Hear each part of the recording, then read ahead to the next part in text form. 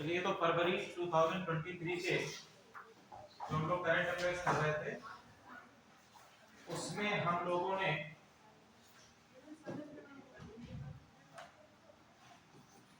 Feb 23 2023 का जो हम लोग करंट अफेयर्स कर रहे हैं उसमें हम लोगों ने नेशनल न्यूज को कवर कर लिया था। नेशनल न्यूज को हम लोगों ने ऑलरेडी कवर कर लिया है। नाउ अब हमारा आज का जो टॉपिक रहेगा उसमें हम लोग इंटरनेशनल न्यूज और बाकी चीजों जो हम लोगों की बची हुई हैं उनको कवर करने का प्रयास करेंगे। सबसे पहला आज का जो आपका न्यूज है दैट इज अंतरराष्ट्रीय सौर गठबंधन में कांगो शामिल।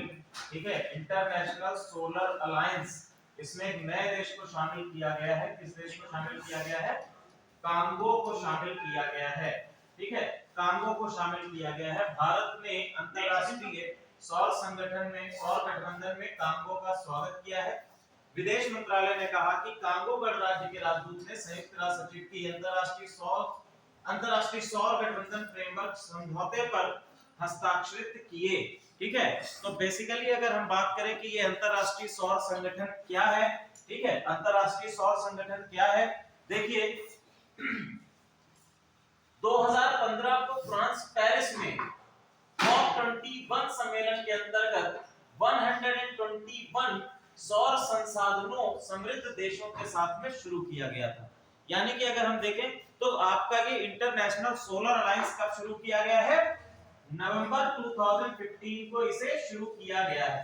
ठीक है, नवंबर 2015 को इसे शुरू किया गया है। किसके अंतर्गत शुरू किया गया है?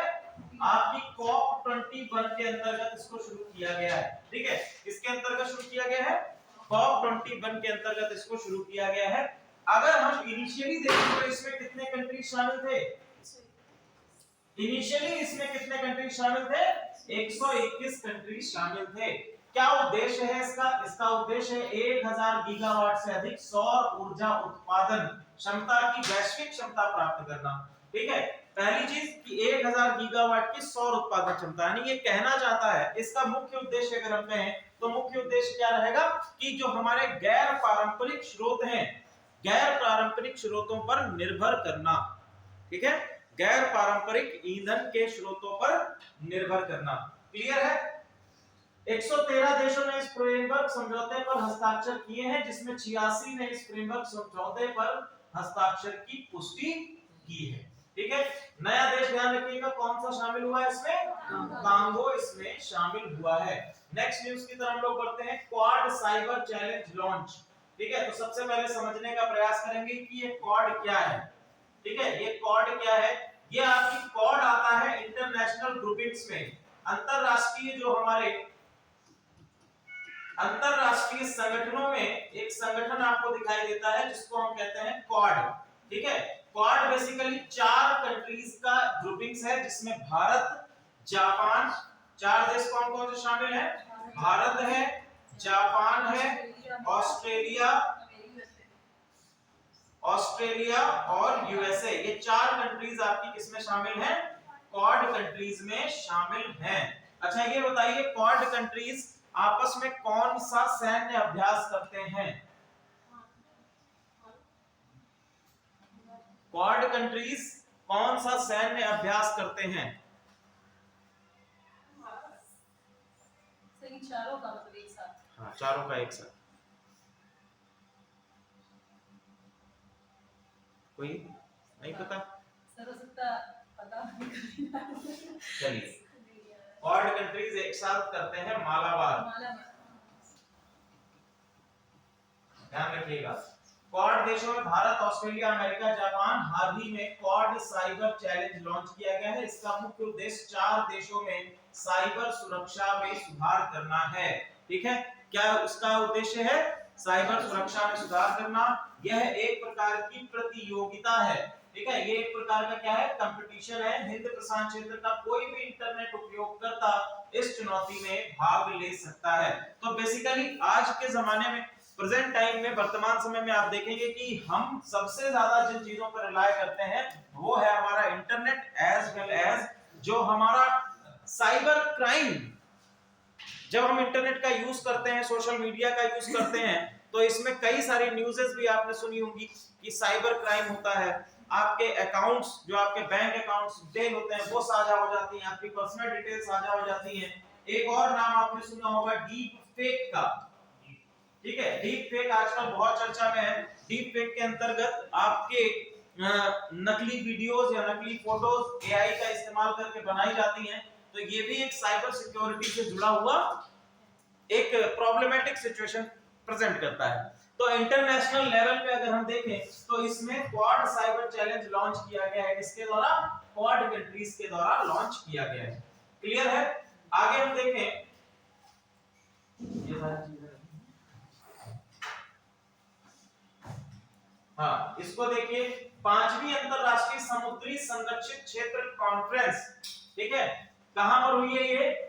वैंकूवर कनाडा में इसको किया गया है। इंपैक्ट 5 एक वैश्विक मंच है। ये समुद्री संरक्षित क्षेत्रों से संबंधित साझा करना, संरक्षण के लिए प्रेषित करने और आवश्यक कदम उठाने हेतु पेशेवर महासंरक्षकों तथा उच्च स्तरीय पदाधिकारियों को साथ में लाता है। ठीक है, अब देखिए जब हम बात करते हैं समुद्री संरक्षित क्षेत्रों की, समुद्री संरक्षित क्षेत्रों की,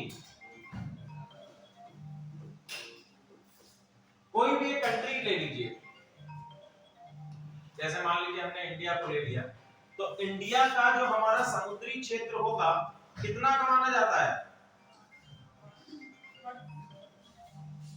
कितना माना जाता है? किसी भी कंट्री का अगर समुद्री संरक्षित क्षेत्र हम कहें, या आपका एक जो इकोनॉमिक जोन होता है ओशन में, कितना होता है? 24। ये होता है 200 नॉटिकल माइल्स। 200 नॉटिकल माइल्स तक की दूरी जो है किसी भी देश के विशिष्ट आर्थिक क्षेत्र के अंतर्गत आती है, जिसको हम लोग समुद्री संरक्षित क्षेत्र कहते हैं। ठीक है, 200 नॉटिकल माइल्स, 200 नॉटिकल माइल्स का है। तो हर एक कंट्री का अपना एक क्षेत्र होता है, लेकिन यहां पर अगर हम देखें तो यहां पर हमारे पास क्या है? श्रीलंका भी है। अब श्रीलंका का भी तो अपना एक समुद्री क्षेत्र होगा। तो यहां पर अगर हम देखें, अगर हम श्रीलंका के साथ में इस क्षेत्र को साझा नहीं करेंगे तो ऐसी कंडीशन में एक कंट्राडिक्टरी कंडीशंस अराइज करेंगी। इन दैट केस, और ऐसा केवल भारत के साथ में नहीं, ऐसा कई सारे देशों के साथ में हो सकता है। अब यहां पर आप देख रहे हैं कि छोटे-छोटे आइलैंड्स भी हैं, और ये आइलैंड्स भी अपने समुद्री संरक्षित क्षेत्र को साझा करेंगे। ऐसी कंडीशन में किसी भी देश के बीच किसी प्रकार का भेदभाव ना उत्पन्न हो, या किसी प्रकार का कंट्राडिक्शंस ना उत्पन्न हो, कोई जियोपॉलिटिकल कंडीशंस ना उत्पन्न हो, अंतरराष्ट्रीय समुद्री संरक्षित क्षेत्र कॉन्फ्रेंस का निर्माण किया गया है। ठीक है, इसके अंतर्गत क्या है? जैव विविधता फ्रेमवर्क को कुलमिंग मॉन्ट्रियल वैश्विक जैव विविधता फ्रेमवर्क, हमारा महासागर हमारा भविष्य हमारी जिम्मेदारी, कॉल फॉर एक्शन, ठीक है, इन चीजों का समर्थन करता है। साथ ही साथ महासागर संरक्षण संकल्प का भी समर्थन इसके द्वारा किया जाता है। इसका लक्ष्य क्या है? देख लीजिए, लक्ष्य है इसका 2030 तक 30% वैश्विक महासागरों का संरक्षण करना है। ठीक है, इस लक्ष्य की प्राप्ति के लिए अभियान क्या है? 3x30, 30x30 इतना ध्यान रखिएगा। 5वीं अंतरराष्ट्रीय समुद्री संरक्षित क्षेत्र कांग्रेस कहां पर हुई है? वैंकूवर कनाडा में हुई। इसके बाद क्या है ये? तो ये बेसिकली आपके, जब हम लोग संसाधनों की बात करते हैं तो संसाधनों के साथ साथ हमें समुद्रों का संरक्षण करना भी आवश्यक है। ऐसी स्थिति में इसका लक्ष्य क्या है? 2030 तक 30% वैश्विक महासागरों का संरक्षण करना। इस लक्ष्य की प्राप्ति के लिए अभियान कौन सा है? 30x30 अभियान इसके लिए चलाया गया है। ठीक है, क्लियर है यहां तक? चलिए आगे हम लोग बढ़ते हैं।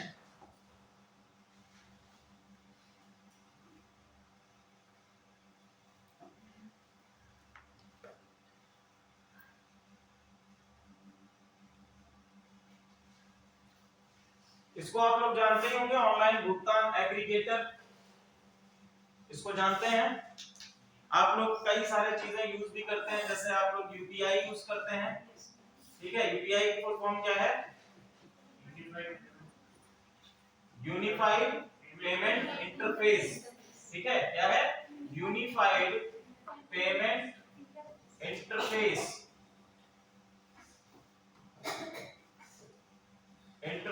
ठीक है। एनपीसीआई क्या है? एनपीसीआई की फुल फॉर्म क्या है? National payment corporation of India, national payment corporation of India. और कौन कौन से आप लोग टूल्स यूज करते हैं अपने बैंक से ट्रांसफर करने के लिए? फोन पे, गूगल पे, ये सभी तो आप समझने का प्रयास कीजिए। जितना आपका फोन पे है, मान लीजिए फोन पे, आपका गूगल पे, आपका अमेज़न हो गया, अमेज़न पे, ठीक है, आपका पेटीएम हो गया। सर जो भीम वगैरह वो सब इसी में आ जाएंगे क्या? भीम पे वगैरह बता, आपका भीम भी चलो इसमें डाल लेते हैं, भीम, आपका रेजर पे, आपका एसबीआई का जो आपकी ऐप है यूनो, एसबीआई योनो, ठीक है, SBI YONO. Bank of Baroda का आता है बीओबी वर्ल्ड। अरे हर एक बैंक का अपना एक ऐप होता है, ये समझिए। तो ये सभी क्या है? दीज आर एप्स, या हम इनको कह सकते हैं ये सभी क्या है? प्लेटफॉर्म है। ये यूपीआई नहीं है, ये सभी क्या है? प्लेटफॉर्म्स हैं जो यूपीआई पेमेंट को सपोर्ट करते हैं, ठीक है। जो किसको सपोर्ट करते हैं? यूपीआई पेमेंट को सपोर्ट करते हैं। क्लियर है? अब आपके ये वाले जो गूगल पे, फोन पे, अमेज़न पे, पेटीएम, भीम, रेजर पे, ये सभी जो हैं आपके यूपीआई को सपोर्ट करेंगे। लेकिन जितने भी आपकी बैंकिंग एप्स होती हैं, ये सभी बैंकिंग एप्स कुछ चीजों को और सपोर्ट करती हैं, जैसे नेफ्ट, जैसे कि आईएमपीएस, नेफ्ट को सपोर्ट करेंगे, आईएमपीएस को भी सपोर्ट करेंगे। यानी कि आप देखो इसमें क्या रहता है, यूपीआई से जब आप पेमेंट करते हैं तो देयर आर सर्टेन लिमिट्स, वहां पर क्या होगा कि कुछ सर्टेन लिमिट्स होंगी।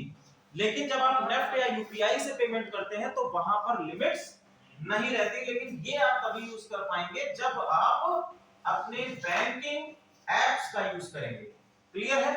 अब इसमें देखिए क्या कहा जा रहा है, ऑनलाइन भुगतान एग्रीगेटर, जिसमें अमेज़न है, और गूगल की भुगतान शाखा को आरबीआई द्वारा ऑनलाइन भुगतान एग्रीगेटर के रूप में काम करने के लिए सैद्धांतिक मंजूरी दे दी गई है।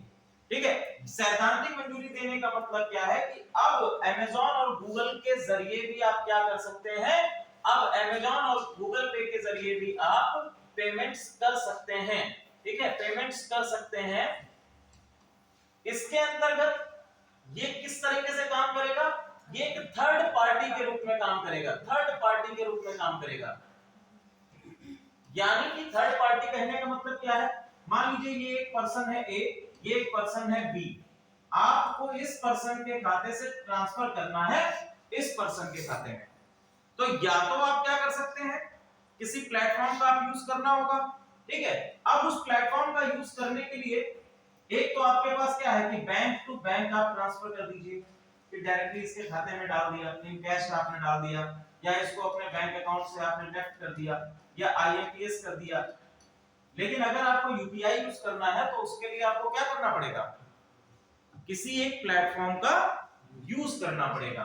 ठीक है, अभी तक जो आरबीआई के द्वारा प्लेटफॉर्म्स दिए जा रहे हैं उसमें एक आपका आता है भीम यूपीआई, इसको जो है आरबीआई रिकॉग्नाइज करता है। एसबीआई का जो है यूपीआई, उसको भी आरबीआई रिकॉग्नाइज करता है क्योंकि वो उन्हीं का है। ठीक है, हमारे भारत का ही है।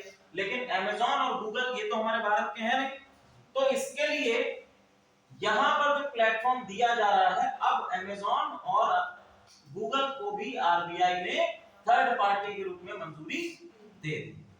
क्लियर है? यानी यहां पर पेमेंट्स के लिए आपके लिमिटेशंस और अधिक बढ़ जाएंगी, सर्टेन लिमिट्स नहीं रहेंगी। अब जैसे इसमें पेटीएम पेमेंट है, पेटीएम है, तो पेटीएम जो है वो आपका एक पेटीएम बैंक्स की तरह भी, पेमेंट बैंक्स की तरह भी काम करता है। करता है कि नहीं? इसका नाम क्या है? Paytm payments bank. अब एक क्वेश्चन यहां से उठता है कि पेटीएम पेमेंट बैंक किस तरह की इकाई है? दो तरीके की इकाइयां होती हैं बैंकिंग सेक्टर में। एक आपकी होती है एनबीएफसी,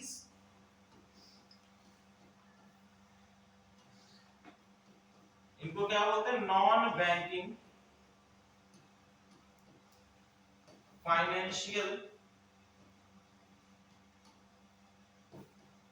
कॉरपोरेशंस या इंस्टीट्यूशंस भी कहीं कहीं आप देखेंगे, ठीक है, गैर बैंकिंग वित्तीय निकाय। और दूसरे आपके होते हैं बैंकिंग इंस्टीट्यूशंस, ठीक है। तो आप ये बताइए, पेटीएम पेमेंट बैंक्स क्या एक बैंकिंग वित्तीय निकाय है? या अगर हम क्वेश्चन ऐसे बन जाए कि क्या आपका अमेज़न पे एक बैंकिंग वित्तीय निकाय है? ठीक है, तो अमेज़न पे इसमें से कौन सा है? फोन पे एनबीएफसी है? एनबीएफसी है या बैंक है? एनबीएफसी है। गूगल, अमेज़न पे, पेटीएम पेमेंट बैंक, ये भी क्या है? एनबीएफसी। सब गलत। देखो, मैंने अभी आपको बताया कि फोन पे क्या है? एक प्लेटफॉर्म है। किसके लिए? यूपीआई ट्रांसफर के लिए, ठीक है।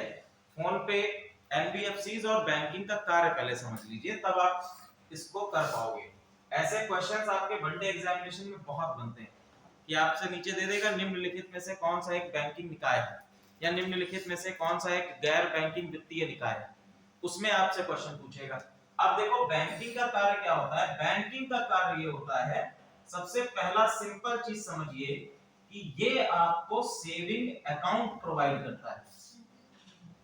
बैंक सबसे पहले क्या करती है? आपको सेविंग अकाउंट प्रोवाइड करेगी, ठीक है। उस सेविंग अकाउंट पर आपको कुछ इंटरेस्ट भी प्रोवाइड करेगी, कुछ आपको क्या देगी? ब्याज भी प्रोवाइड करेगी, इंटरेस्ट भी प्रोवाइड करेगी। इसके साथ साथ सेविंग अकाउंट तो दे दिया, साथ साथ आपको क्रेडिट भी प्रोवाइड कर सकती है। क्रेडिट या हम कहते हैं लोन, ये भी प्रोवाइड करेगी। बैंकें करती है ना, ठीक। तो ये दो चीजें आपकी बेसिक हो गई। इसमें सबसे बेसिक ये है कि वो हमको सेविंग अकाउंट प्रोवाइड करेगा। अब चलिए आ जाइए नॉन बैंकिंग फाइनेंशियल कॉर्पोरेशन या इंस्टीट्यूशंस में। इनकी सबसे बड़ी खासियत ये है, यहां कह सकते हैं इनमें और इनमें अंतर सबसे बड़ा ये है कि ये आपको सेविंग अकाउंट प्रोवाइड नहीं करते हैं। ये आपको सेविंग अकाउंट प्रोवाइड नहीं करते हैं। उदाहरण के लिए जैसे LIC, life insurance corporation, life insurance corporation आपको सेविंग अकाउंट प्रोवाइड करता है? नहीं करता है, ठीक है। उसमें आप क्या कर सकते हैं? उसमें आप एलआईसी ले सकते हैं, बीमा ले सकते हैं, ठीक है, लेकिन वो आपको सेविंग अकाउंट प्रोवाइड नहीं करेगा। और आपको जैसे उदाहरण देता हूं, एक जैसे हो गया बजाज फिनसर्व, बजाज फिनसर्व, ठीक है। एक और नॉन बैंकिंग फाइनेंशियल इंस्टीट्यूशन है आईडीएफसी, लेकिन आईडीएफसी बैंक भी है, ठीक है। आईडीएफसी बैंक भी है और ये नॉन बैंकिंग फाइनेंशियल इंस्टीट्यूशंस भी हैं। क्लियर है? तो इनका मुख्य कार्य होता क्या है? जितने भी ऐसे इंस्टीट्यूशंस हैं जो आपको बीमा देते हैं, जैसे आईसीआईसीआई लॉम्बार्ड, केवल आईसीआईसीआई लिखा होगा, केवल आईसीआईसीआई लिखा होगा तो वो क्या होगा? बैंक है। और इसके आगे अगर हम जोड़ दें लॉम्बार्ड, तो ये क्या बन जाएगा? ये एक एनबीएफसी हो जाएगा, ठीक है। आईसीआईसीआई जो लॉम्बार्ड है वो आपका एक एनबीएफसी। क्लियर है? अब हम लोग यहां पर वापस आ जाते हैं। क्वेश्चन था कि पेटीएम पेमेंट्स बैंक जो है, इसमें तो नाम जुड़ा ही है, पेटीएम पेमेंट बैंक क्या करता है? आपको सेविंग अकाउंट प्रोवाइड करता है। That is why it will be considered under the category of bank, ठीक है।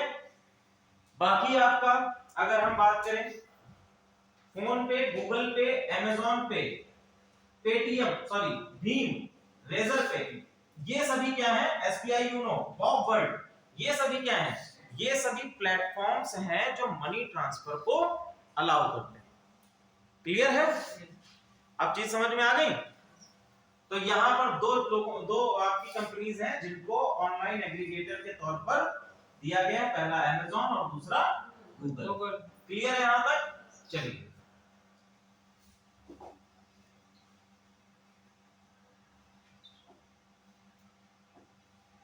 अगला है, ऑस्ट्रेलिया के $5 से ब्रिटिश सम्राट का चेहरा हटाया गया, इसको कोई मतलब नहीं है।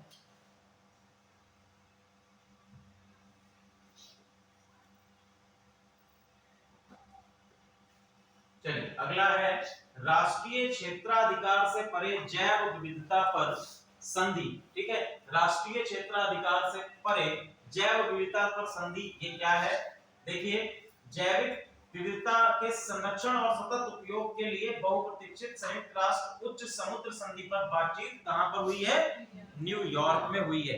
जैसा हम लोगों ने अभी एक पहले टॉपिक पढ़ा है कि सभी देशों का अपना एक इकोनॉमिक जोन होता है समुद्र में भी, जो 200 नॉटिकल माइल्स तक होता है। ठीक है, लेकिन आपने पिछले कई वर्षों में देखा होगा, there are some kind of problem, या हम कुछ ऐसी सिचुएशंस को अराइज करते हैं जिनसे कि हमारा जो समुद्री जैव विविधता है वो डिप्लीट होती है, उसका क्षरण होता है। जैसे कि अगर हम बात करें मूंगा चट्टानों की, या जिनको हम कहते हैं कोरल लीव्स, कोरल लीव्स क्या होती है? कोरल लीव्स इनकी विशेषता क्या होती है? मूंगा चट्टानों की एक सबसे बड़ी विशेषता क्या होती है? हाँ, स्वच्छ जल वगैरह तो ठीक है, इनको सबसे बड़ी विशेषता होती है, इनको क्या कहा जाता है? जीवित चट्टानें कहा जाता है, क्योंकि ये क्या होती हैं? बढ़ती रहती हैं। ये लगातार क्या होती हैं? बढ़ती रहती हैं। सबसे बड़ी मूंगा चट्टान कौन सी है? ठीक है, ऑस्ट्रेलिया में। हाँ, ग्रेट बैरियर रीफ। ठीक है, ग्रेट बैरियर रीफ जो है सबसे बड़ी है, ग्रेट बैरियर रीफ। अब देखो, अभी आप लोगों ने न्यूज में पढ़ा होगा कि ग्रेट बैरियर रीफ का क्षरण हो रहा है, यानी धीरे धीरे जो आपकी ये मूंगा चट्टान है वो क्या हो रही है? क्षरित हो रही है, कम हो रही है, जबकि इसको क्या होना चाहिए? बढ़ना चाहिए। तो कैसा क्यों हो रहा है? ये होता किस वजह से है? ये होता है आपके समुद्र में होने वाले पॉल्यूशन की वजह से, होने वाले पॉल्यूशन की वजह से। अब समुद्र में पॉल्यूशन होता कैसे कैसे है? सबसे बड़ा आपका रीजन होता है ऑयल स्पिल। क्या रीजन होता है? एक तो आपका रीजन होता है ऑयल स्पिल। ऑयल स्पिल का मतलब देखिए, एक कंट्री से दूसरी कंट्री में जब ट्रांसपोर्टेशन किया जाता है क्रूड ऑयल का, तो ऐसी कंडीशन में जब जहाज किसी चट्टानों से टकरा जाते हैं तो उनका जो ऑयल होता है वो समुद्र के सरफेस पर बिखर जाता है। ठीक है, अभी इसी लास्ट ईयर में आप लोगों ने एक न्यूज़ सुनी होगी, मॉरिशस के पास में एक जहाज जो है समुद्री चट्टान से टकरा गया, और टकराने के बाद उसको ऑयल जो है पूरी तरह से मॉरिशस के आइलैंड के पास में बिखर गया। ऑयल स्पिल के कारण वहां की जैव विविधता जो होती है सर्वाधिक प्रभावित होती है। दूसरी चीज, जितने भी बंदरगाह बनाए जाते हैं, जितने भी आपके बंदरगाह बनाए जाते हैं वो मोस्टली कोस्टल रीजन पर ही होते हैं, और कोस्टल रीजन से लगभग 4 से 5 किलोमीटर की दूरी पर होते हैं। ऐसी कंडीशन में जो आपके कोस्टल रीजन्स के आसपास की जैव विविधता है, जो बायोडायवर्सिटी है, वो सर्वाधिक प्रभावित होती है वहां पर आने वाले जहाजों के कारण। अब यही बात इसमें कही गई है कि हमें समुद्री जैव विविधता के संरक्षण पर सतत उपयोग पर एक अंतरराष्ट्रीय समझौता तैयार करना है। क्लियर? इसके अंतर्गत क्या क्या चीजें हैं? यूएन क्लॉज समुद्र कानून के लिए संयुक्त राष्ट्र सम्मेलन है। इसके अंतर्गत वर्ष 1982 में संपन्न हुए कन्वेंशन ने 1958 की क्वाड संधि को बदल दिया। यूएन क्लॉज कब आया है? यूएन क्लॉज आया है 1994 में। इसके अंतर्गत यह इसको लिख लीजिए यूएन क्लॉज, समुद्र के लिए, समुद्र के कानून के लिए संयुक्त राष्ट्र सम्मेलन कब आया है? 1994 में, 1994 में आया है। इसके अंतर्गत प्रावधान क्या है? समुद्री क्षेत्र को इसने 5 क्षेत्रों में विभाजित किया है। कितने क्षेत्रों में विभाजित किया है? 5 क्षेत्रों में विभाजित किया है। कौन कौन से हैं? पहला आंतरिक जल, फिर प्रादेशिक समुद्र, सन्निहित क्षेत्र, विशेष आर्थिक क्षेत्र स्पेशल इकोनॉमिक जोन, और महाद्वीपीय शेल्फ या उच्च समुद्र। ठीक है, अब देखो इस पिक्चर के जरिए आप लोग समझ सकते हैं। यहां तक आपकी क्या है? टेरिटरी है किसी भी कंट्री की। यहां तक क्या है? टेरिटरी है किसी भी कंट्री की। इसके आगे जब हम बढ़ेंगे 12 मीटर की गहराई तक, कहां तक? 12 मीटर की गहराई तक। ठीक है, 12 मीटर की गहराई तक का क्षेत्र क्या कहलाएगा? टेरिटोरियल सी बेसलाइन कहलाएगा। ठीक है, टेरिटोरियल सी बेसलाइन कहलाएगा, और ये क्या कहलाएगा? टेरिटोरियल सी कहलाएगा। क्लियर है? जिसको हम लोगों ने हिंदी में क्या कहा है?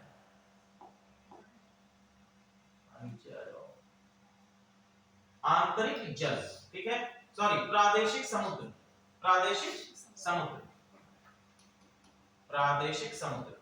अब 12 मीटर की गहराई से 200 मीटर की गहराई तक का जो क्षेत्र होगा, 12 मीटर की गहराई से 200 मीटर की गहराई तक का जो क्षेत्र होगा, इसको क्या कहेंगे? Exclusive economic zone. ठीक है, एक्सक्लूसिव इकोनॉमिक जोन, विशेष आर्थिक क्षेत्र कहेंगे। क्या कहेंगे? विशेष आर्थिक क्षेत्र कहेंगे। क्लियर है? 12 से 24, इसी एक्सक्लूसिव इकोनॉमिक जोन में ही 12 से 24 मीटर तक की गहराई का जो जोन कहलाएगा वो आपका सन्निहित क्षेत्र कहलाएगा। क्लियर है? अलग अलग सबका लिख लीजिएगा। प्रादेशिक समुद्र कहां तक है? 3 मीटर से 12 मीटर तक। सन्निहित क्षेत्र कहां तक है? 12 मीटर से 24 मीटर तक। EEZ आपका कहां से कहां तक है? 12 से 200 मीटर की गहराई तक, डेप्थ जो आपकी है। और इसके आगे का जितना भी आपका रहेगा वो सभी क्या है? उच्च समुद्र है। ठीक है, above than 200 metres, above than 200 metres तक की गहराई का क्षेत्र क्या कहलाएगा? उच्च समुद्र कहलाएगा। भारत इस सम्मेलन में कब शामिल हुआ है? 1995 में, 1995 से भारत इस सम्मेलन में शामिल हुआ है। क्लियर है यहां तक?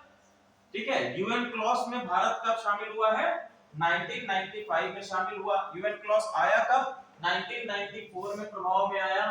ठीक है, आगे बढ़े, चलिए।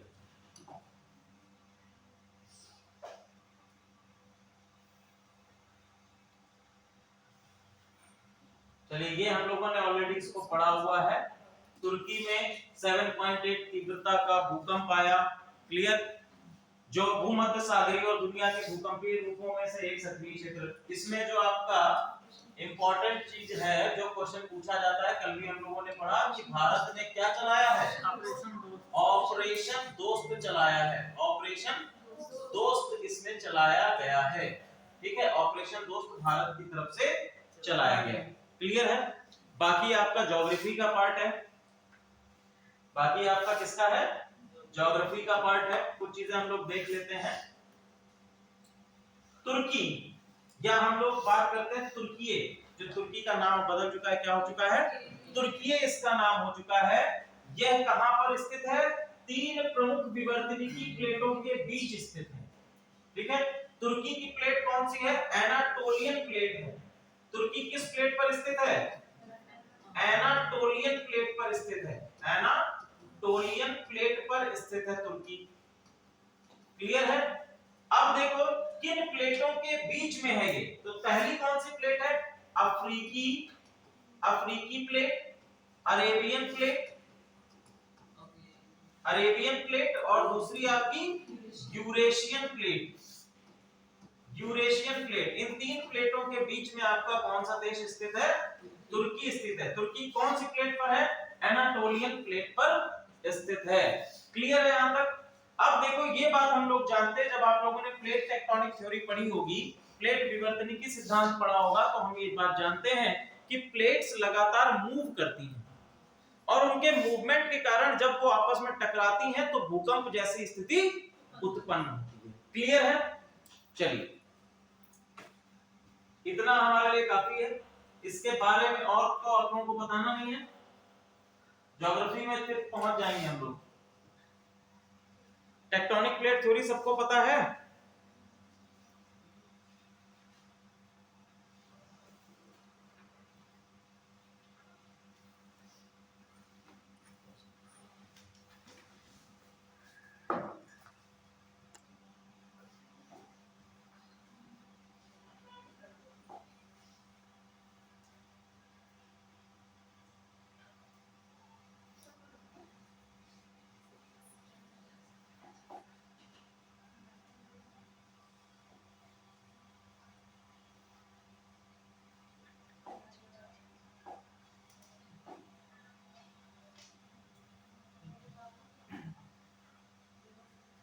चलिए,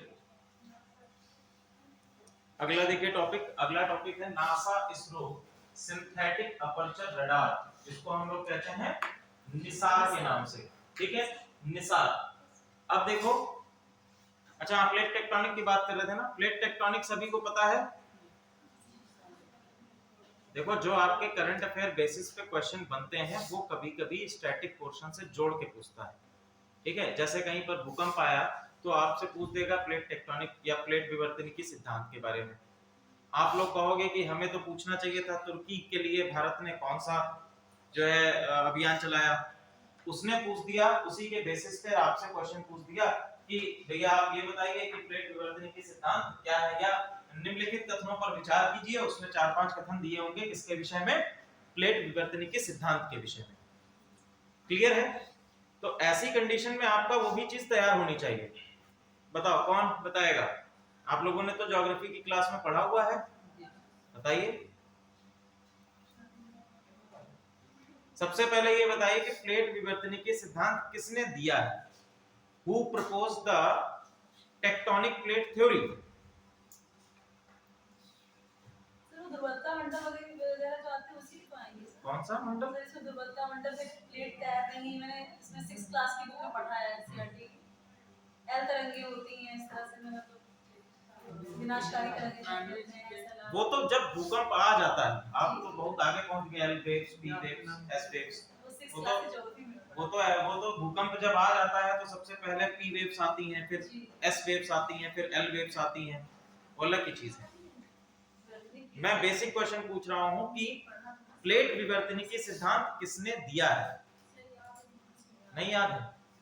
बहुत बढ़िया। चलो, किसने दिया है?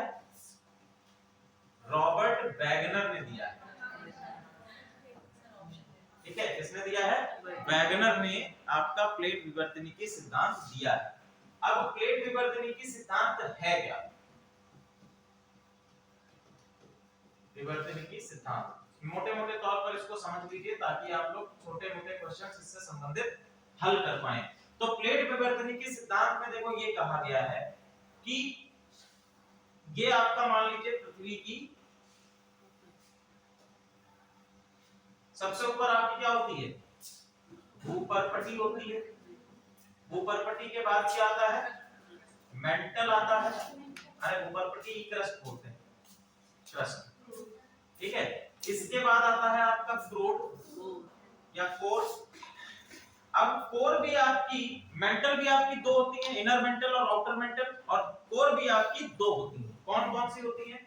एक आपकी होती है बाहरी कोर और एक आपकी होती है आंतरिक कोर।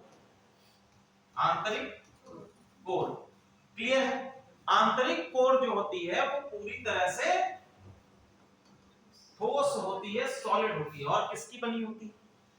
इसमें कौन सा खनिज पाया जाता है?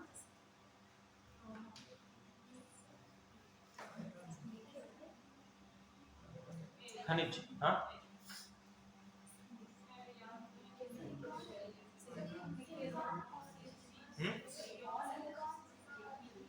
देखो यहां से बढ़िए तो इसको बोलिए सियाल। सियाल से नीफे सियाल सीमा नीफे।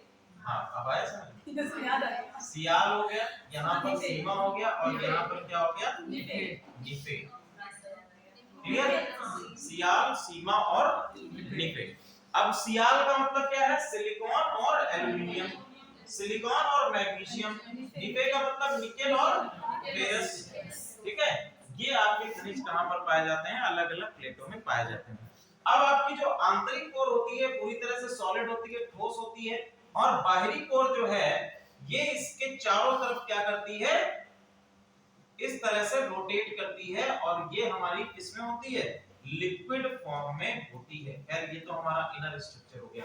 अब इसमें हम बात करेंगे कि कैसे प्लेट्स करती हैं कार्य।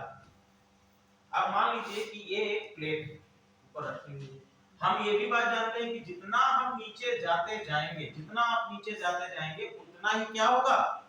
टेम्परेचर बढ़ेगा या घटेगा? टेम्परेचर राइज करेगा।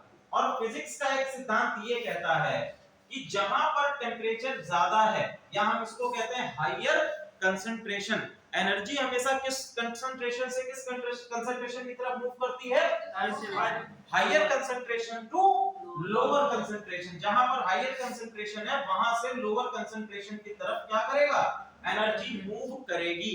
लेकिन एनर्जी मूव करने के लिए यहां कोई ना कोई क्या चाहिए? कंडक्टर चाहिए। एनर्जी मूवमेंट के लिए क्या होता है? तीन तरीके से होता है। पहला होता है कंडक्शन, दूसरा होता है कन्वेक्शन, और तीसरा होता है रेडिएशन। सब उड़ रहा है ऊपर से। ये भैया ये आ सकता है, इनमें भी क्वेश्चन आते हैं। ठीक है, कंडक्शन, कन्वेक्शन एक होता है। कंडक्शन को हिंदी में क्या कहते हैं? नहीं, कंडक्शन चालकता।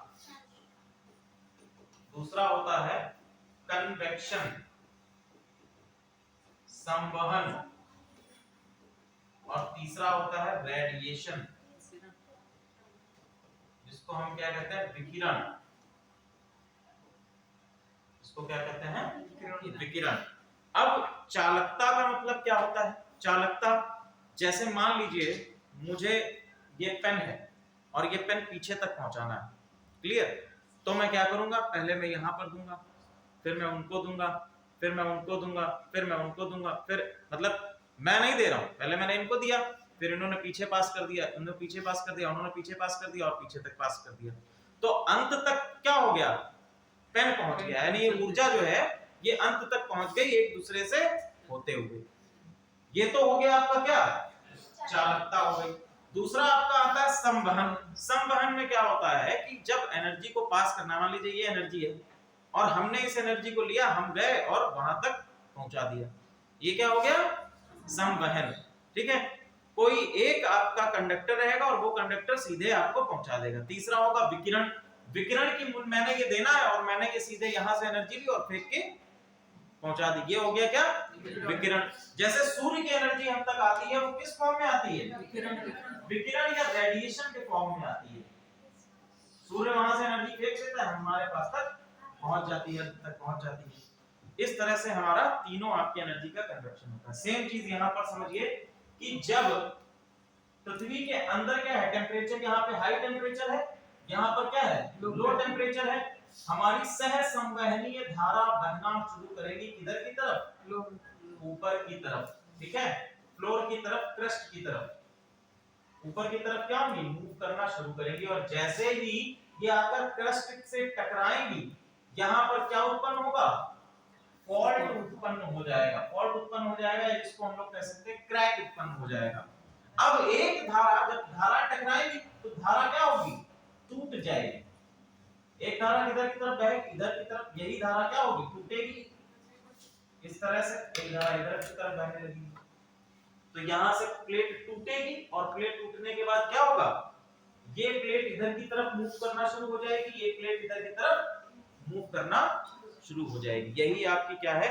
प्लेट टेक्टोनिक थ्योरी है। क्लियर है? अब प्लेट टेक्टोनिक के थ्योरी के अंदर बहुत सारी चीजें होती हैं, उतना हम लोगों को नहीं जाना है। ठीक है, दो प्रकार की आपकी क्या होती हैं? प्लेटें होती हैं, कौन कौन सी प्लेटें होती हैं? महासागरीय, महाद्वीपीय। कौन सी प्लेट भारी होती है, कौन सी हल्की होती है? महासागरीय भारी होती है, हल्की होती है। क्लियर है? चलिए हम लोग वापस आ जाते हैं। NASA ISRO synthetic aperture radar, या जिसको हम लोग कहते हैं निसार उपग्रह, ठीक है, निसार उपग्रह। अब चलिए क्वेश्चन आपसे इस तरह से बनेगा कि निसार उपग्रह में कौन कौन सी कंट्रीज शामिल है। तो कौन कौन सी शामिल है? पहली हमारी है नासा और दूसरी हमारी है इंडिया, सॉरी इसरो। संसद ये आपके क्या कहलाएंगे? अंतरिक्ष अनुसंधान संस्थान कहलाएंगे, ठीक है। दोनों देशों के, नासा किसका है? यूएसए का है, और ये आपका किसका है? इसरो भारत का है, इंडिया का है। इनके द्वारा एक संयुक्त पृथ्वी अवलोकन मिशन बनाया गया है, जिसका लक्ष्य उन्नत रडार इमेजिंग का उपयोग करके भूमि की सतह में परिवर्तन के कारणों और परिणामों का वैश्विक मापन करना है, ठीक है। ये मिशन लॉन्च कब होगा? 2024 में इसको लॉन्च किया जाएगा। एल-बेड सिंथेटिक एपर्चर रडार विज्ञान डेटा के लिए उच्च दर संचार जीपीएस रिसीवर एक ठोस रिकॉर्डिंग के तौर पर, ठीक है। तो बेसिकली आपको क्या ध्यान रखना है कि निसार क्या है, किसके द्वारा इसको बनाया गया। अच्छा, एक और क्वेश्चन पूछना जा सकता है आपसे कि भैया निसार जो है किस प्रकार का उपग्रह है?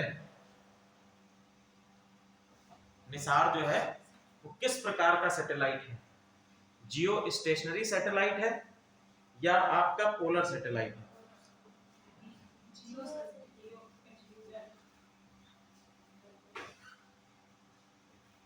इसका पहले कार्य पढ़िए, फिर बताइएगा।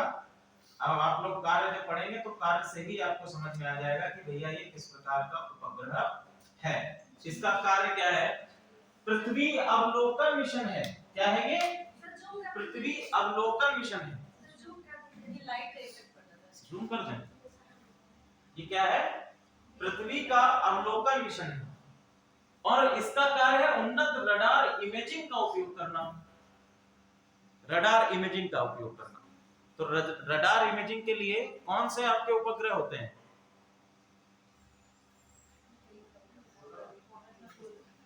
पोलर सैटेलाइट, ठीक है। पोलर सैटेलाइट आपके किस में यूज किए जाते हैं?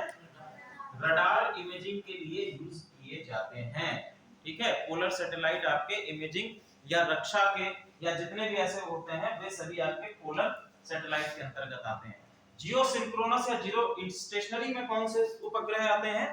जितने आपके संचार के उपग्रह रहेंगे वो सभी आपके किस में आएंगे? जियो स्टेशनरी में आएंगे।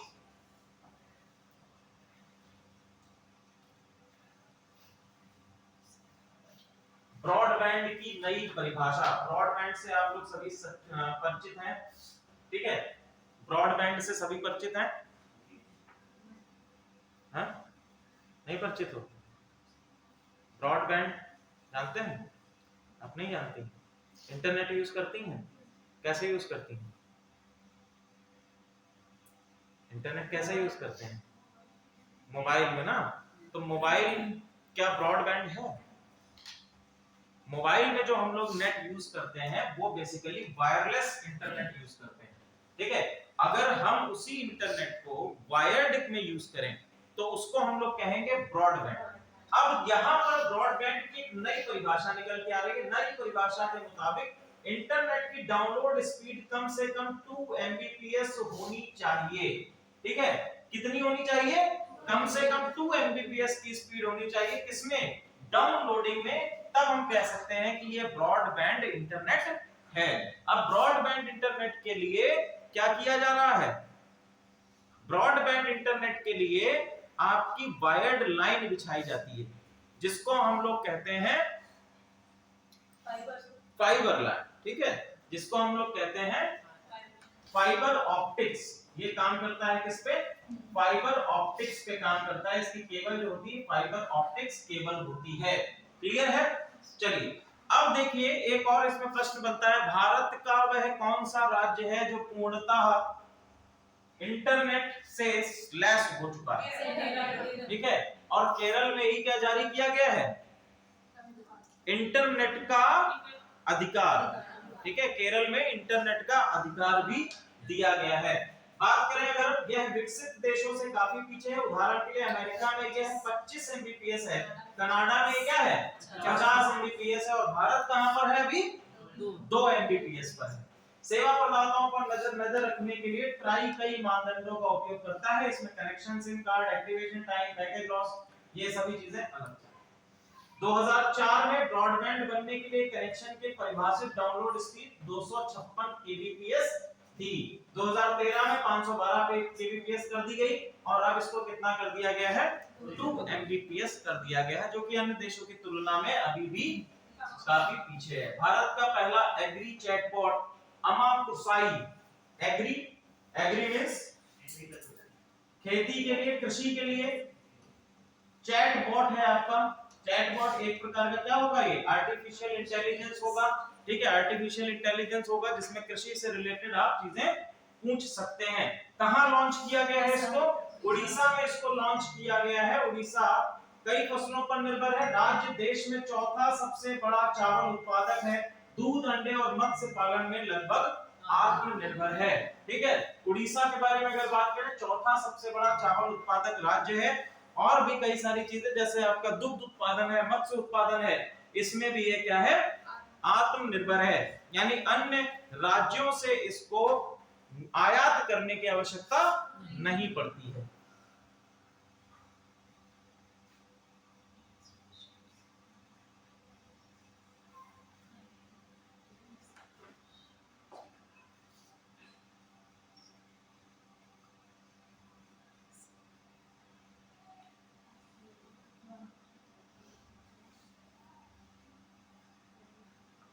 स्काई यूटीएम अत्याधुनिक मानव रहित यातायात प्रबंधन प्रणाली।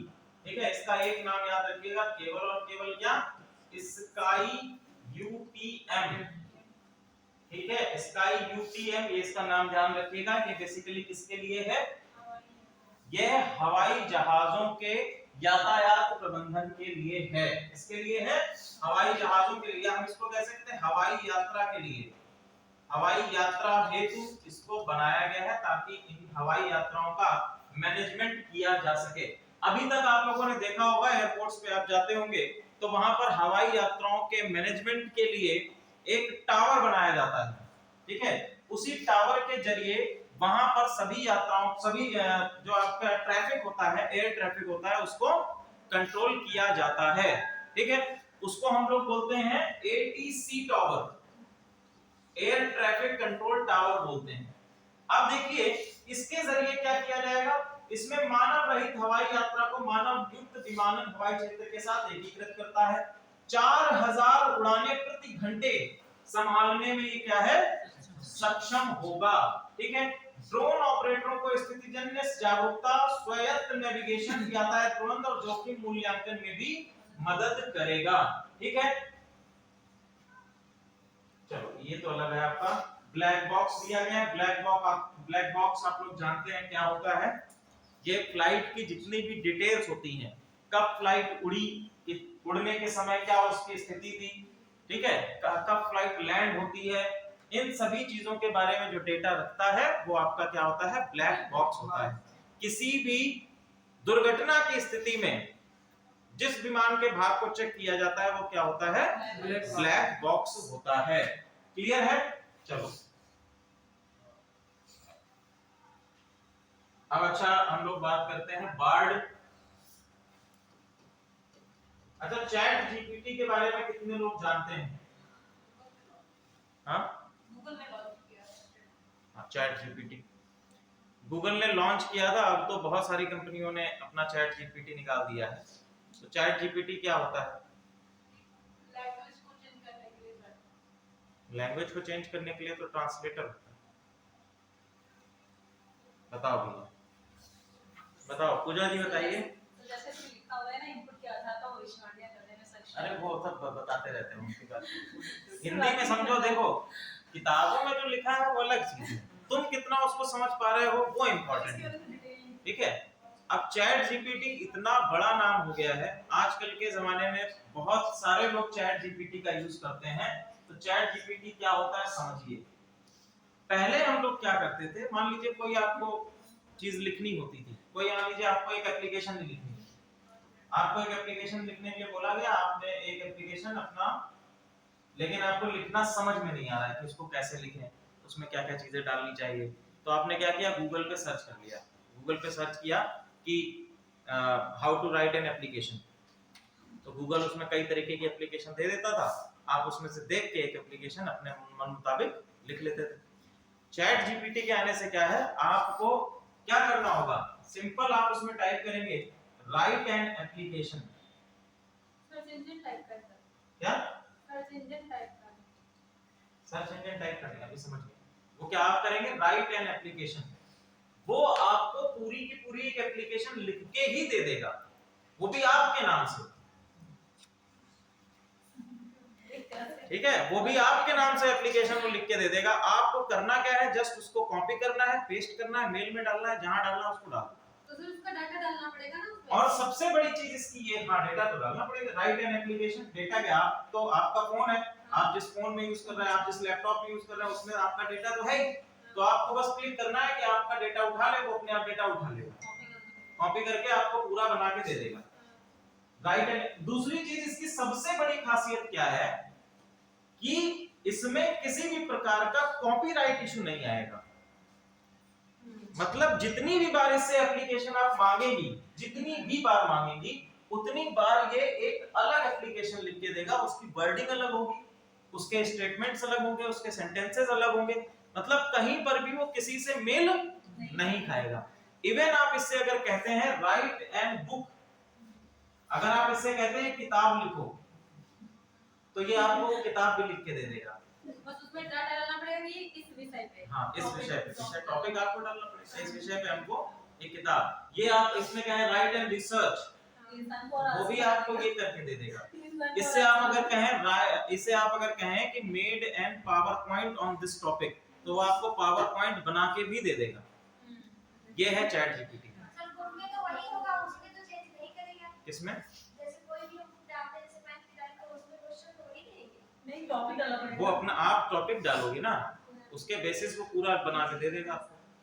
प्रकाश डाला तो प्रकाश की उसमें आपको ये चीजें लिखनी होगी, कितने चैप्टर चाहिए आपको बुक में, कितना कंटेंट चाहिए, कितने वर्ड चाहिए, ये पूरा आपको लिखना पड़ेगा, वो पूरा बना के दे देगा। ये पावर है चैट जीपीटी की। और ये क्या है, केवल और केवल आर्टिफिशियल इंटेलिजेंस है, ये केवल और केवल क्या है, कंप्यूटर का दिमाग है। तो चैट जीपीटी किसने सबसे पहले लॉन्च किया, गूगल के द्वारा लॉन्च किया गया है। यह चैट जीपीटी की तरह ही एक और चैट जीपीटी आया है, बार्ड, चैट जीपीटी की तरह ही गहन संवादात्मक और निबंध शैली के उत्तर देगा। ट्रांसफॉर्मर तकनीक पर इसको बनाया गया है, जो चैट जीपीटी और अन्य एआई बॉट्स की रीढ़ भी है। ठीक है, ट्रांसफॉर्मर इन द सेंस कि ये किसी भी फॉर्म में क्या हो सकता है, बदल सकता है, किसको, खुद को नहीं, अपने वर्ड्स को।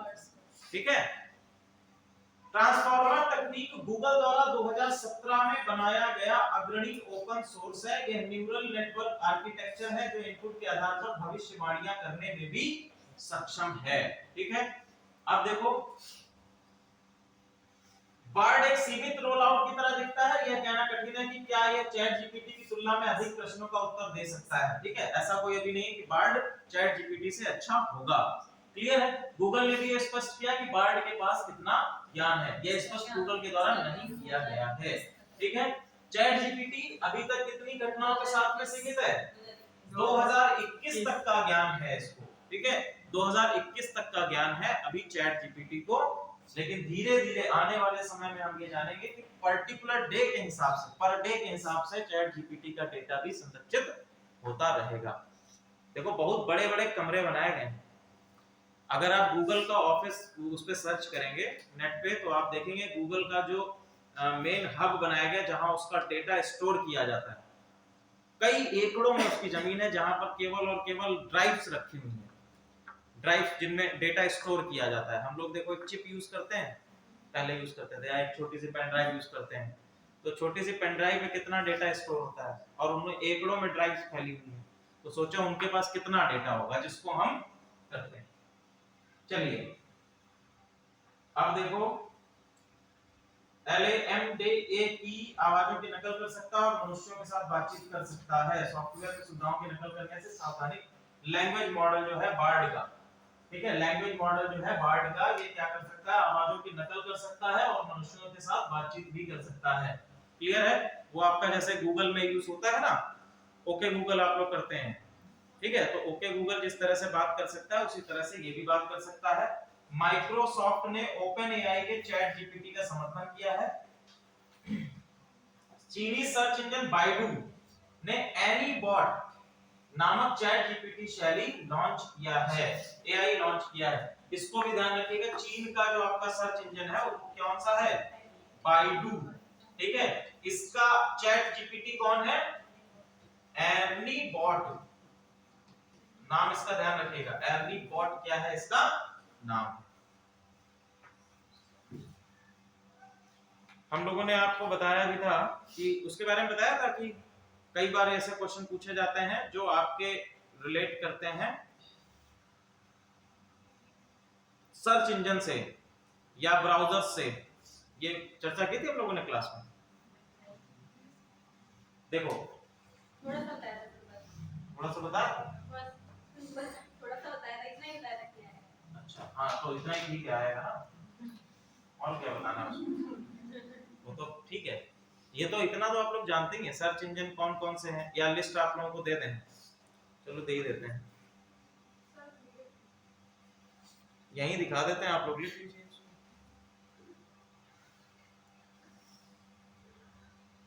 ये एक आध क्वेश्चन आपका बनता ही बनता है, किसी भी वनडे एग्जामिनेशन में बनेगा।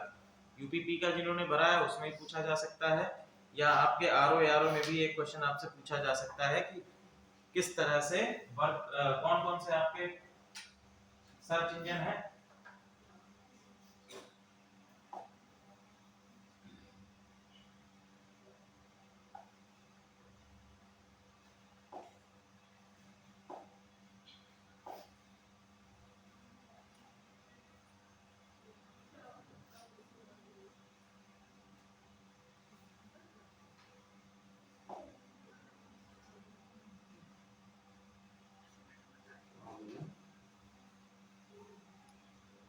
किसका है टेक्नो स्पार्क, सर मेरा होगा ब्लूटूथ है सर, इसका बंद है सर, अरे वाईफाई है। नहीं भाई इसका नहीं, सर मेरा नहीं है, किसी और का है, मेरा था IQ है, मेरा IQ है सर, वो किसी और का है। टेक्नो का फोन जिसका होगा, किसका है टेक्नो का फोन,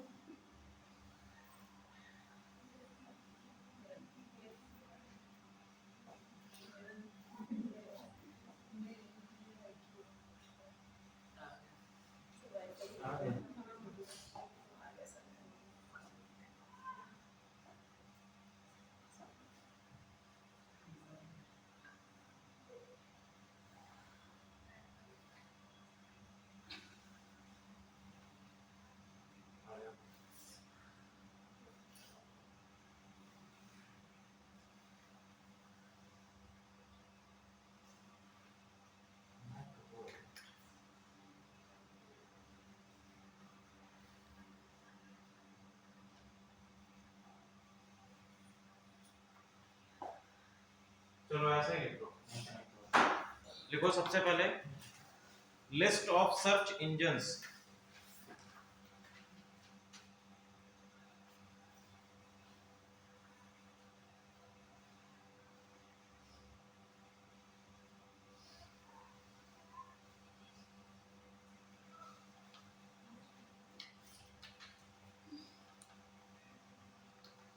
सबसे पहला लिखिए या Google, Google, Bing, BING, Bing, Bing भी बोलता है उसको, गूगल,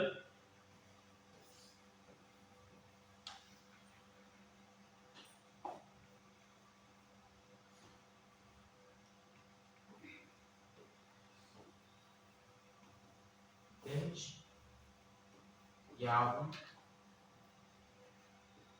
डक डक गो, डक डक गो,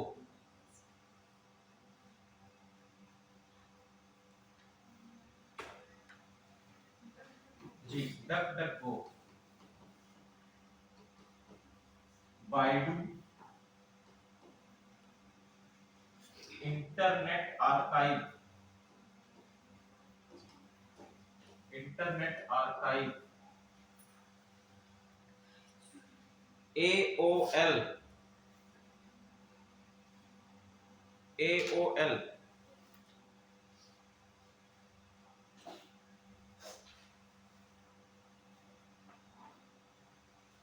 AOL, Yandex, Yandex, ask.com, ask.com, Google Bing, ask.com,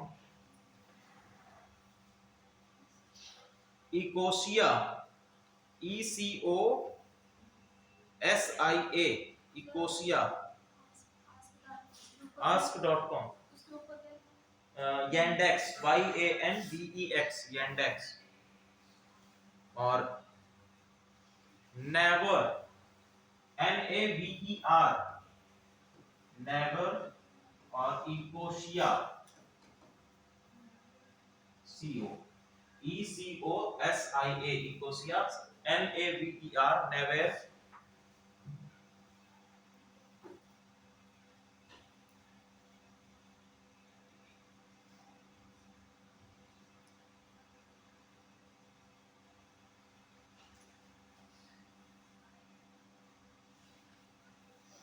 अब इसमें से कितने नाम आप लोगों को पहले से पता थे? देखो गूगल आप लोगों को पता होगा, याहू, बिंज भी पता है, ठीक है, डक डक को उसी दिन हम लोग चर्चा किया था। बाइडू अभी हम लोगों ने देखा, बाइडू कहाँ का है? चाइना का है, ठीक है। Internet archive, AOL, Yandex, ask.com, Naver, Ecosia, ये सभी क्या है? अब डालिए list of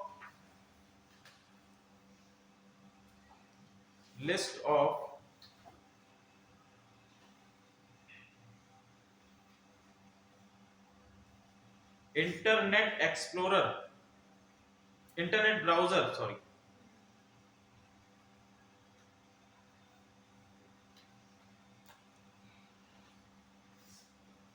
list of internet browser, ji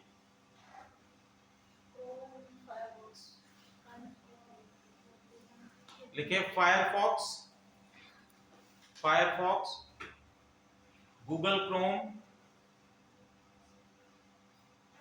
Firefox तो सिर्फ मोजिला फायरफॉक्स है ना पूरा हाँ मोजिला फायरफॉक्स पूरा है,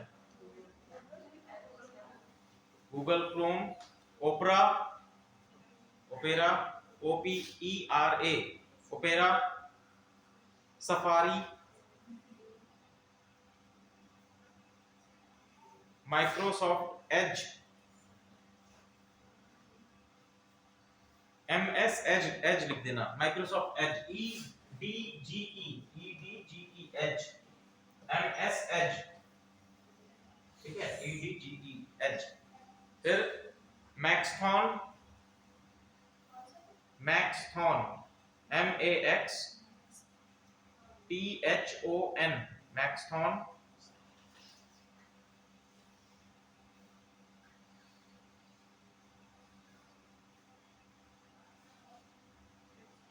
slim browser, SLIM, Slim browser,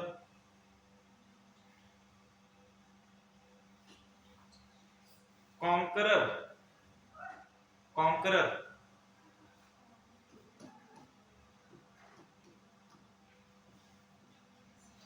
conqueror,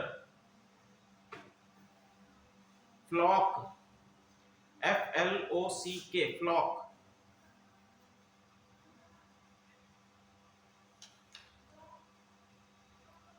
omni web, omni web,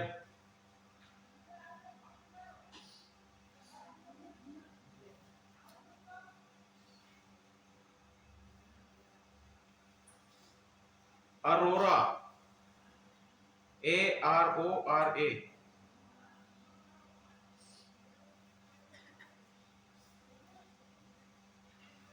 event, AVANT, event.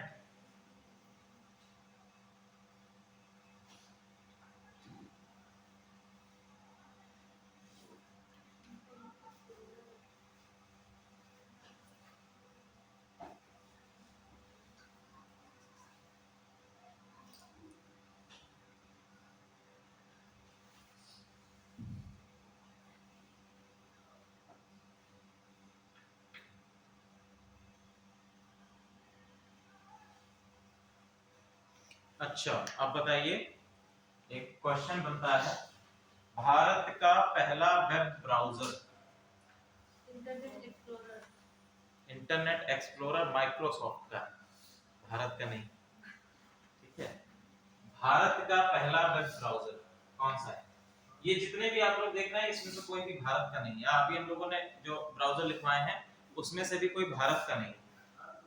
हाँ, नहीं, ऑर्कुट आपका भारत का नहीं। तो सर वो भी इंटरनेट हॉट मेल जो था वो भारत का था, ऑर्कुट भी गूगल वालों का है। सर ये वही ब्राउज़र है, ये भी तो ऑर्कुट भी।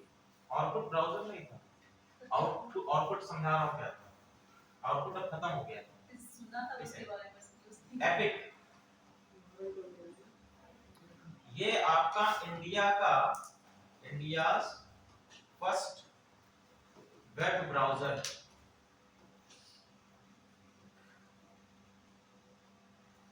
ये लॉन्च किया गया था 2018 में, एपिक इसको लॉन्च किया गया था 2018 में, भारत का पहला वेब ब्राउज़र। ऑर्कुट बेसिकली क्या था, जैसे वर्तमान समय में हम लोग फेसबुक यूज करते हैं इसी तरह से ऑर्कुट था, ठीक है। ऑर्कुट पे आप लोग चैट कर सकते थे, फोटो शेयर कर सकते थे, एक प्रकार का सोशल मीडिया प्लेटफॉर्म था, और साथ ही साथ वो चैट सर्विसेज और मेलिंग सर्विसेज भी देता था, ठीक है। लेकिन उसको बाद में गूगल ने वही करीब 2012 के आसपास बंद कर दिया था, ठीक है। ऑर्कुट को बंद कर दिया था क्योंकि इसके बाद आपका गूगल ने कई सारी चीजें निकाल दी, जैसे जीमेल ड्राइव निकाल दी, तो लोग उस पे फोटो शेयर कर सकते थे, ठीक है। तो गूगल ने कहा भी कि आपका अगर डेटा आउटपुट पे पड़ा हुआ है तो आप उसको जीमेल पे ट्रांसफर कर सकते हैं, बहुत सारी चीजें थी उसमें। चलिए आगे हम लोग बढ़ते हैं। हाँ, कोई यूज कोई नहीं करता है। कोई कुछ कह रहा है? अच्छा, एपिक किसी के फोन में नहीं होगा, एपिक पता ही नहीं लोगों को एपिक कौन होगा। इंडिया में तो भरोसा ही नहीं होता है।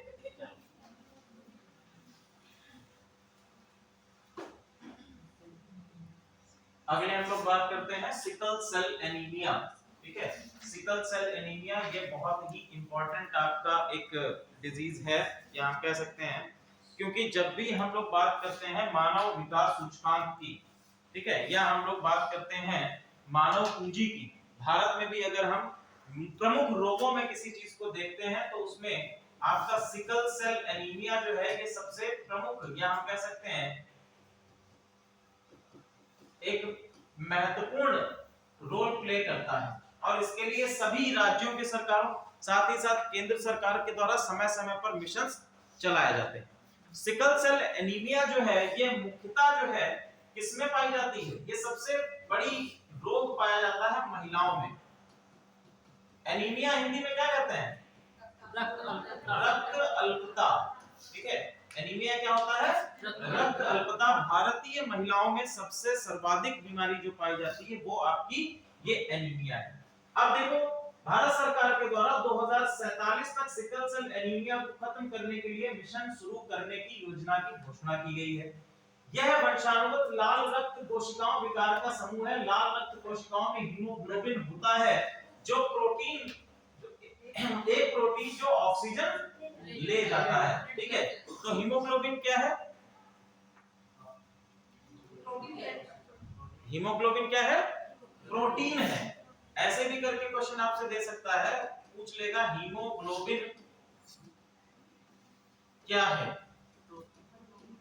फिर आपसे ऑप्शन ए दे देगा कि ये एक प्रोटीन है, ठीक है। ऑप्शन बी दे देगा ये एक कोशिका है, ऑप्शन सी दे देगा कि ये एक विरंजक है या इसको क्या कहते हैं, रंग,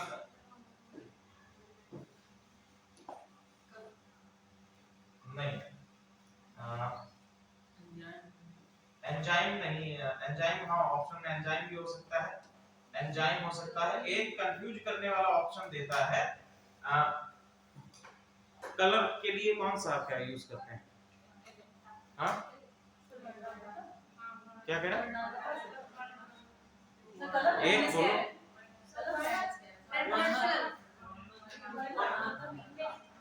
बोलो, वर्णक, हाँ वर्णक दे देगा। अब कंफ्यूज हो जाते हैं लोग इसमें कि ये क्या है, अब क्योंकि बचपन से हम लोगों ने क्या पढ़ा है कि हमारे जो खून का रंग है वो लाल किसके कारण होता है, हीमोग्लोबिन की उपस्थिति के कारण होता है। तो इसमें सीधे सीधे अगर हम देखेंगे तो कहेंगे ये वर्णक है क्योंकि इसके कारण लाल होता है, जबकि ये है क्या, प्रोटीन। क्लियर है यहां तक, ये क्या है, प्रोटीन है। चलो, सिकल सेल एनीमिया वाले किसी व्यक्ति में हीमोग्लोबिन असामान्य होता है जिसके कारण लाल रक्त कोशिकाएं कठोर और चिपचिपी हो जाती हैं और सिकल कहे जाने वाले सी आकार के कृषि उपकरण की तरह दिखती हैं। ठीक है, सिकल जो आपका फावड़ा टाइप में होता है। सिकल कोशिकाएं जल्दी मर जाती हैं, ये केवल बेसिकली इसमें बाकी सारी चीजें आपके किसकी हैं, साइंस की हैं। आप इसको ध्यान रखिए केवल कि सिकल सेल एनीमिया एक ऐसी डिजीज है जिसमें रक्त की अल्पता हो जाती है, आपकी रेड ब्लड सेल्स जो होती हैं वो रैप्चर होने लगती हैं और सिकल का आकार लेती हैं, जल्दी मर जाती हैं, जिसके कारण शरीर में खून की कमी हो जाती है। ठीक है, नेक्स्ट, तो सिकल का आकार ना हंसिया की तरह होता है, गोपी। हाँ सिकल का आकार हंसिया की तरह, जैसे ये है ना, ये वाला जो आपका दिख रहा है। जी जी।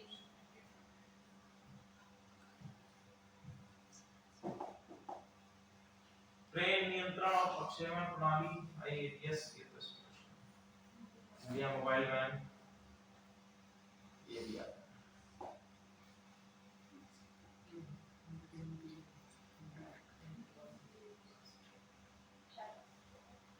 ये वाला देख लीजिए, हैकथॉन हर्बिंगर 2023। ठीक है, भारतीय रिजर्व बैंक द्वारा हैकथॉन हर्बिंगर 2023 की घोषणा की गई। हैकथॉन का विषय क्या है, समावेशी डिजिटल सेवाएं हैं। ठीक है, हैकथॉन में कितने कंट्रीज पार्टिसिपेट करी हैं, 22 कंट्रीज पार्टिसिपेट करेंगी, Israel, Philippines, Singapore, Sweden, USA और यूके। ठीक है, हैकथॉन 4 खंडों में आयोजित किया जाना है, जिसमें डिजिटल बैंकिंग, विनियम, और विनियम की जगह विनिमय कर लीजिएगा, ये गलत है यहाँ पर लिखा है, विनिमय होना चाहिए, एक्सचेंज होना चाहिए, लेन देन और लेन देन में ब्लॉकचेन का उपयोग, ये सारी चीजें हैं। सबसे पहली कब हुई है हैकथॉन, 2021 में हुई। ठीक है, 2022 में इसके नतीजे आए और ये दूसरी आपकी की जा रही है। क्लियर है, हैकथॉन की थीम पहले क्या थी जो आपकी 2021 में हुई है, उसको लिख लीजिए। 2021 में जो हैकथॉन हुई है उसके लिए थीम है स्मार्टर डिजिटल पेमेंट्स। ठीक है, अभी जो आपकी हैकथॉन होगी उसका क्या है, समावेशी डिजिटल सेवाएं, समावेशी डिजिटल सेवाएं, inclusive digital services, inclusive digital services, hackathon 2023। अगला है बौने ग्रह क्वार्कोर के चारों ओर वलय मौजूद। ठीक है, क्वार्कोर, बौने ग्रह आपका है क्वार्कोर के आगे, हाँ सर जी, ठीक है जी, क्लास ले रहा था जी, सेंड कर। अच्छा सर, लेकिन ये मेरी 1:30 बजे से भी क्लास, 1:45 से भी क्लास थी यूपीएससी में। जी जी जी,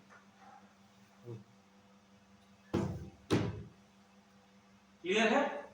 अब देखो, एक बौना ग्रह पाया गया है क्वार्कोर, इसके चारों ओर वलय भी पाए गए हैं। ठीक है, वलय भी पाए गए हैं। वलय आप लोगों को पता है क्या होता है, वलय होता है छल्ले, जैसे शनि ग्रह के चारों ओर छल्ले हैं, और किस ग्रह के चारों ओर छल्ले हैं? बृहस्पति के चारों ओर छल्ले हैं। नहीं सर, लास्ट है सर वरुण, शायद वरुण है। बृहस्पति के चारों ओर भी छल्ले हैं, ठीक है, छोटी सी रिंग पाई जाती है बृहस्पति के चारों ओर भी, ठीक है। अब देखो आपके कितने ग्रह हैं टोटल? टोटल कितने ग्रह हैं? 8, ठीक है। 2006 से पहले कितने ग्रह थे? 9, ठीक है। 2006 से पहले कौन सा ग्रह बाहर कर दिया गया है? प्लूटो बाहर कर दिया गया है, ठीक है। चलिए आज की क्लास में हम लोग इतना ही करेंगे। नेक्स्ट क्लास में जो चीजें बची हुई हैं उनको हम लोग प्रयास करेंगे।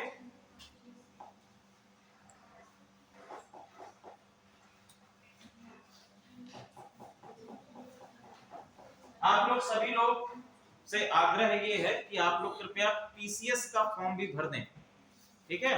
सभी लोगों का ग्रेजुएशन कंप्लीट हो चुका है, आप लोग पीसीएस का फॉर्म भी भर दें। और फॉर्म भरते समय या कोई भी आप लोगों को प्रॉब्लम आती है तो आप मैसेज कर सकते हैं, आप कांटेक्ट कर सकते हैं किसी भी स्थिति में। सर उसके लिए जैसे पढ़ना होगा तो मैं किसी कंटेंट यहीं पढ़ सकते हैं कि नहीं? बिल्कुल यहीं पढ़ सकते हैं कंटिन्यू। हम लोगों ने वहां पर भी आप लोगों के लिए सुविधा उपलब्ध करा दी है। और जहां तक मंडे से आप लोगों की लाइब्रेरी वहां पर शुरू हो जाएगी। आप लोग सुबह 10 बजे से 5 बजे तक वहां पर बैठकर पढ़ सकते हैं। सर तो एग्जाम कब तक होगा सर? एग्जाम कब तक? सर